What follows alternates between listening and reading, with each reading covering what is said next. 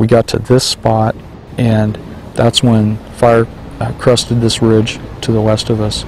We could hear the roar, and then it seemed like that black smoke just burst into flames, and we had a wall of flames as high as we could see into the air, and just pretty much just filled your vision. It was coming fast enough that we didn't feel that we could outrun it, and that if we delayed any further, that we were at risk of not being able to get into our shelters. I yelled, "Get your shelters out," and they pulled their shelters out of their packs, and they had them in their hands, and they'd taken them out of the plastic bags, and they were running with them in their hands. We knew that that fire was going to be on us in seconds. Crew Representative Dave Latour and 10 members of the Perryville State Corrections crew were entrapped on the Dude Fire near Payson, Arizona in June 1990. Dave and 4 others survived the entrapment. 6 of his co-workers perished in the fire. The fire shelter has been required equipment for wildland firefighters since the 1970s.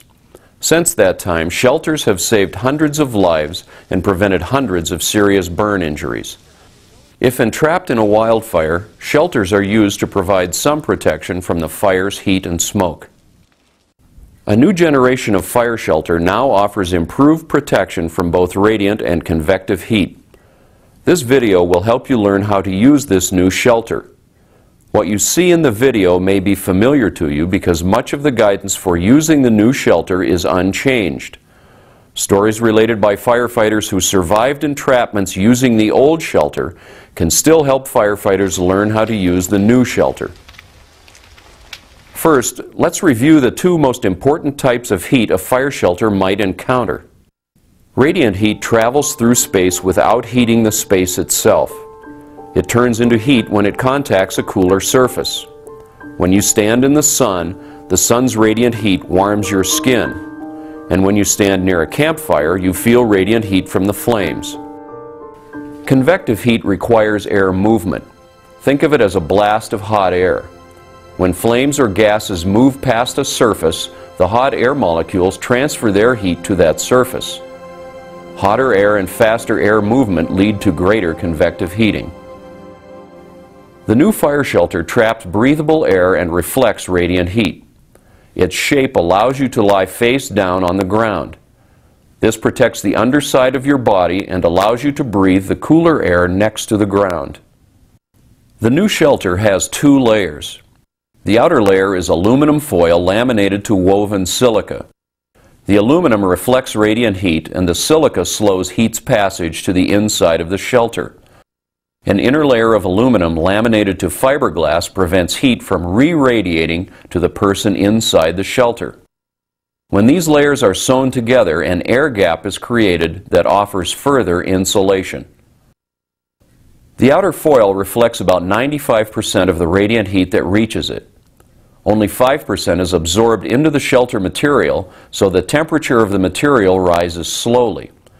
But convective heat is rapidly absorbed into the shelter material. If the temperature of the material reaches 500 degrees Fahrenheit, the glue that bonds the foil and fabric starts to break down. The layers can separate, allowing the foil to be torn by turbulent winds. Without the foil, the shelter loses most of its ability to reflect radiant heat. The silica material will slow heat transfer, but the shelter offers less protection than it would if the foil were still in place. The new shelter provides significantly better protection in convective heat, but flame contact reduces the protection it can provide. The right side of my shelter delaminated, and the foil flipped over onto the left side. There was still a tremendous amount of radiant heat coming off the surrounding area, and a wind blew the shelter half back onto the other side, back to where it belonged. And it was like somebody closing a door on the oven, you know, standing in front of the oven and just shutting the door on the oven. The radiant heat difference with just that little piece of foil made was absolutely amazing.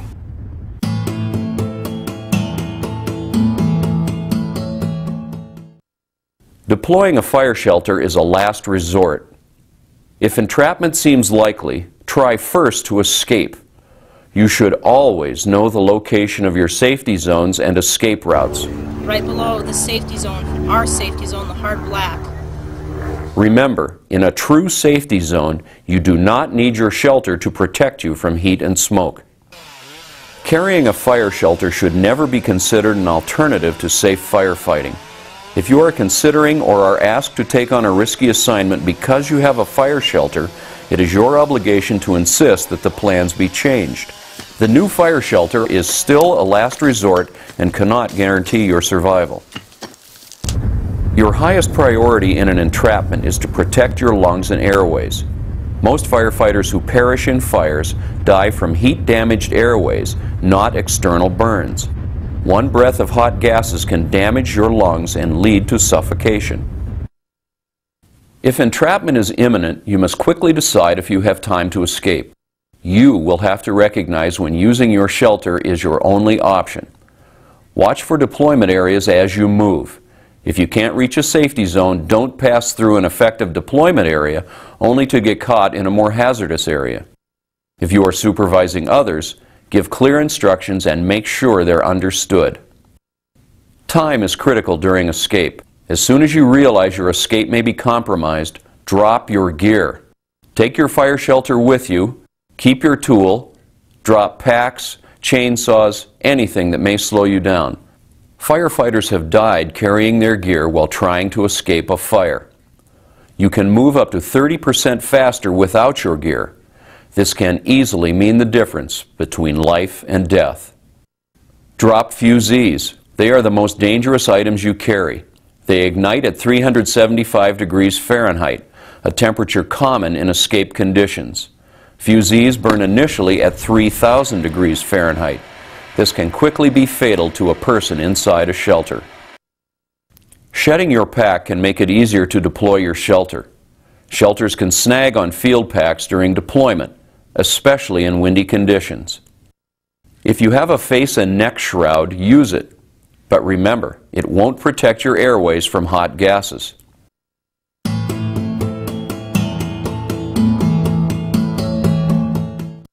The properties that make an effective deployment site have not changed. You must still find a site in which heat, especially flame contact, is minimized.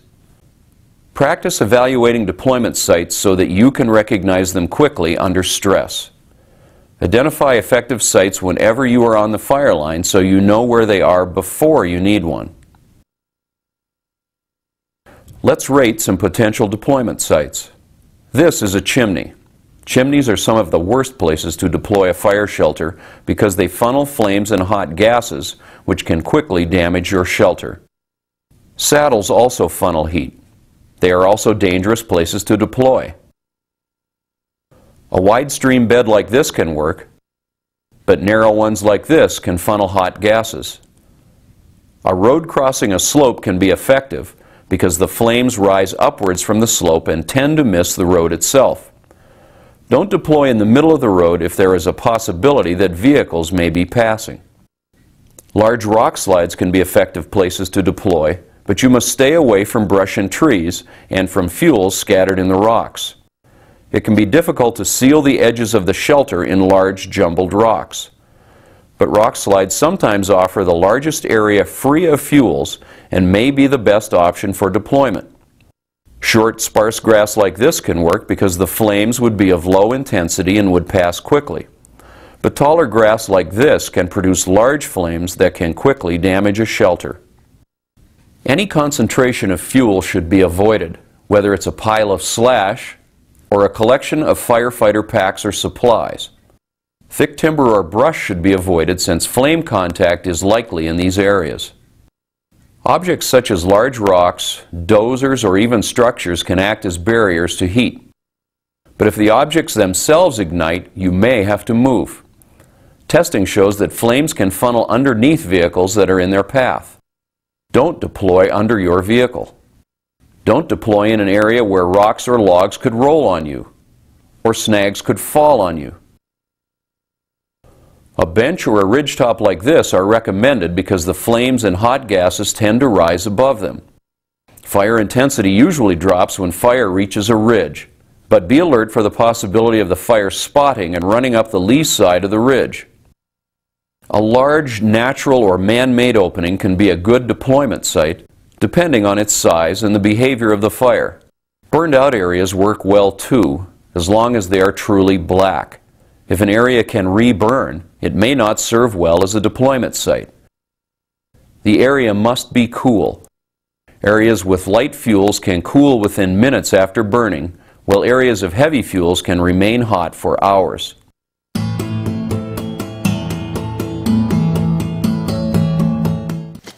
Your fire shelter must be immediately accessible. Carry it in a fire shelter case positioned either vertically at your side or horizontally under your pack. The shelter may also be carried in the horizontal fire shelter pouch that is a feature of some field packs, or in a chest harness preferred by some operators of engines and heavy equipment.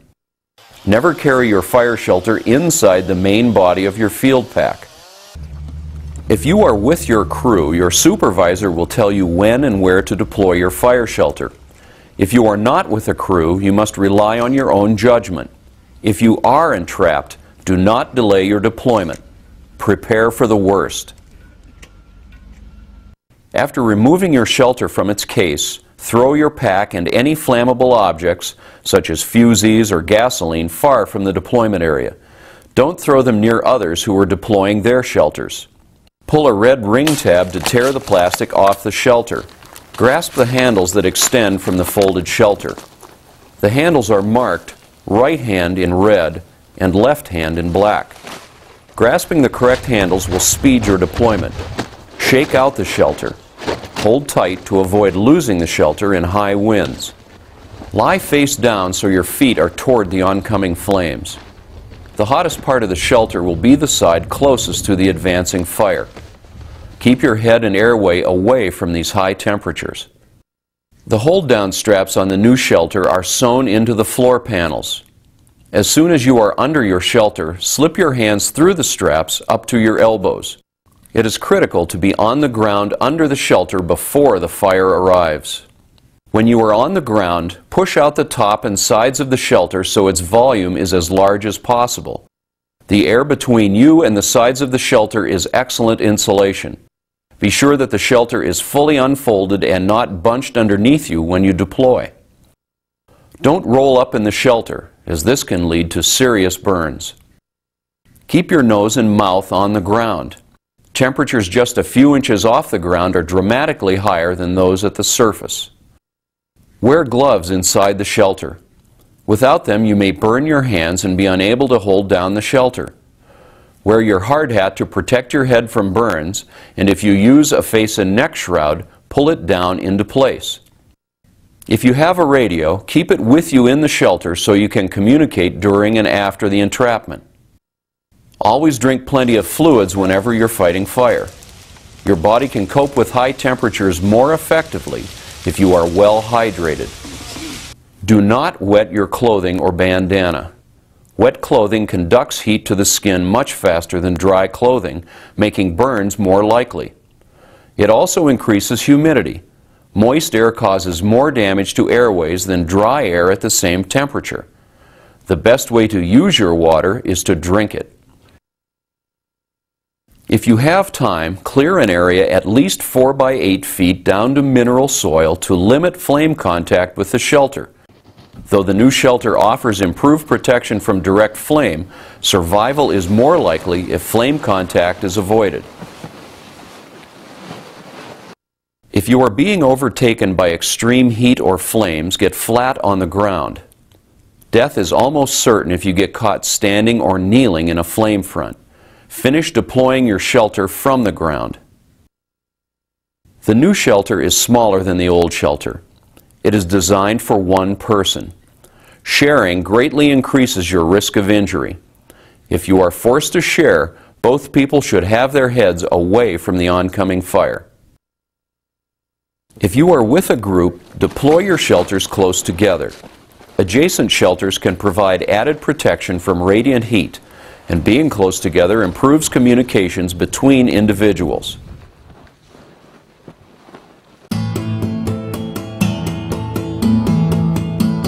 They were cheering each other on and cheering each other up and saying, you know, again, we're Perryville, we're tough, we're going to make it, we're going to come through this. And that instantly changed when the front hit us.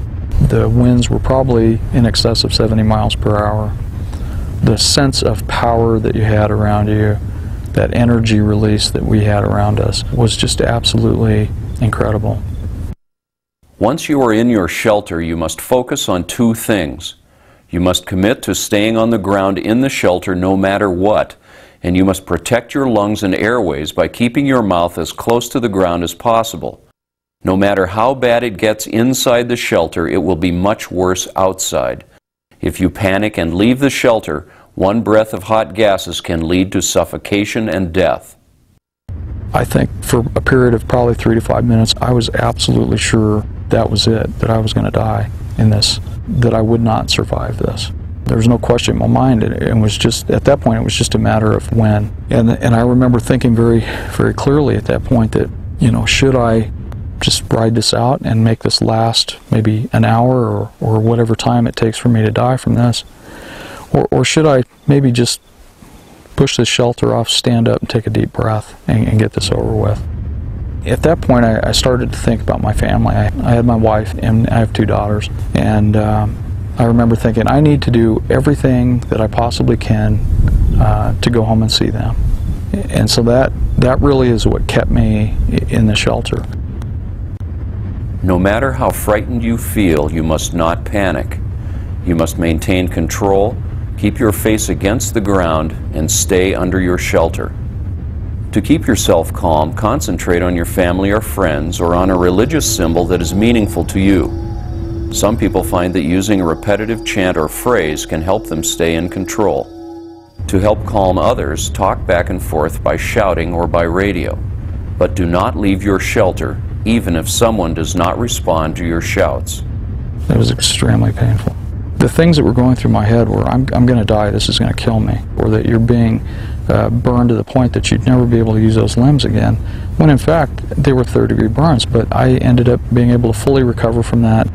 I think it's very important for people to know what that experience might be for them, that they might believe that they're going to die, that they might believe that they're being burned to death, when in fact you'll probably survive well beyond that. But their greatest hope is staying inside that shelter and protecting themselves no matter what they hear, no matter what they see or feel, that they have to make just an absolute commitment to staying with that shelter if they want to go home.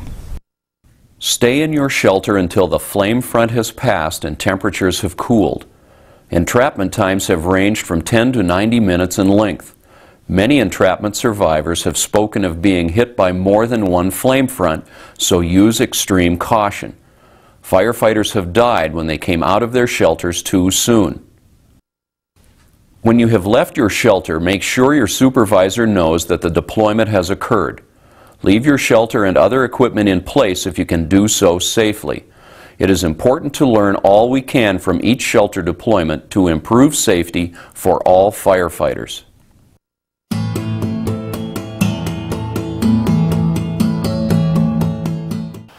Begin. 1. Seconds are critical. 3. Repeated hands-on training is vital to ensure speedy deployment and proper reactions in emergency situations. Each year, every firefighter should do repeated fire shelter drills. Drill until each step, from dropping your gear to deploying your shelter, can be done automatically. Firefighters who have been through entrapments have reported a calming effect of doing something they are trained to do. Having a familiar task can help firefighters avoid panic and can aid them in deploying their shelters effectively. Practice fire shelters, now made of green plastic, can be reused many times. Always train wearing gloves, a hard hat, and if you have one, a face and neck shroud. Practice deploying your shelter under each of the following 6 scenarios. Practice a standard deployment, first clearing a 4 by 8 foot site to mineral soil. Some firefighters have found that the best way to deploy the new shelter is to step in, sit down, and roll over. Practice looking at the shake handles and grasping them with the correct hands before shaking. Practice deploying your shelter from the ground by opening the shelter and pulling it over you. Practice dropping your gear and removing your shelter while escaping. Practice deploying the shelter in a strong wind. High winds are common in entrapments. Some people find it easier to deploy from the ground in a wind. Try a variety of techniques to find one that works best for you. To simulate deployment in a strong wind, practice with one or more strong fans, such as the positive ventilation fans used by structural fire departments. Learn to take advantage of the wind to help you open and deploy your shelter. But make sure your feet end up toward the oncoming flames. While lying in your shelter, picture yourself in an entrapment. Imagine the noise, heat, and fear. Some firefighters have suffered from claustrophobia while in shelters. Spend enough time under your shelter to find out if you are claustrophobic. If you are, gradually increase the time you spend inside the shelter to help you adapt. I think under these situations, when things start to go downhill, you start to respond to them in the way that conditioning or training that we've had, and purely on that instinct that you've developed. Like tying your shoes. You don't even look down anymore, you just do it. Never mix practice and real fire shelter components. This could lead to someone carrying a practice shelter onto the fire line by mistake. Never train in live fire. This is extremely dangerous and risks firefighters' lives. No one in this video was exposed to live fire while inside a fire shelter. The scenes you've seen here have all been simulations.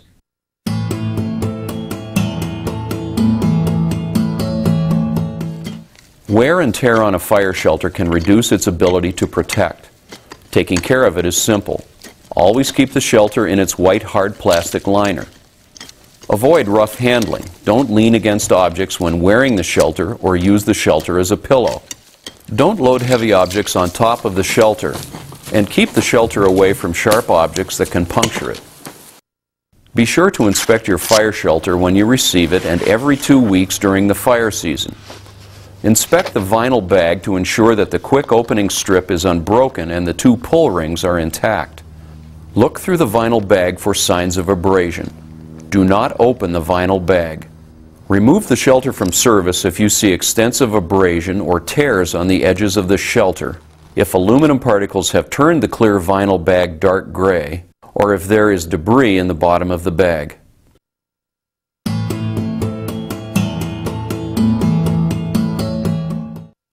In closing, let's review the key points. The new fire shelter provides better protection against radiant and convective heat, but carrying a fire shelter is not an excuse to take greater risks on the fire line. As soon as you realize your escape may be compromised, drop your gear. Take your fire shelter and your tool, but drop all dangerous flammable objects and drop any items that may slow your escape. Always deploy the fire shelter so that flame contact is minimized. Once you commit to your fire shelter, stay inside. Conditions outside the shelter will be far worse than those inside. And train with your new fire shelter as if your life depends on it. As a firefighter, your highest priority is to stay out of situations that can lead to entrapment. The new fire shelter offers improved protection against radiant heat and flames, but like its predecessor, it is still a last resort. You never know if that helicopter is not going to be able to make it to that helispot, if your engine's going to get a flat tire, if the trail you're walking out is not the right trail and you find yourself in the wrong place at the wrong time. Communication's not there and somebody's firing off the wrong piece of line and you're in the wrong place. You can be the best firefighter in the world, and maybe something will happen to where you have to use the shelter, and that's why I'm here to talk about it, hoping that if it comes down to that, then people know how to survive with it.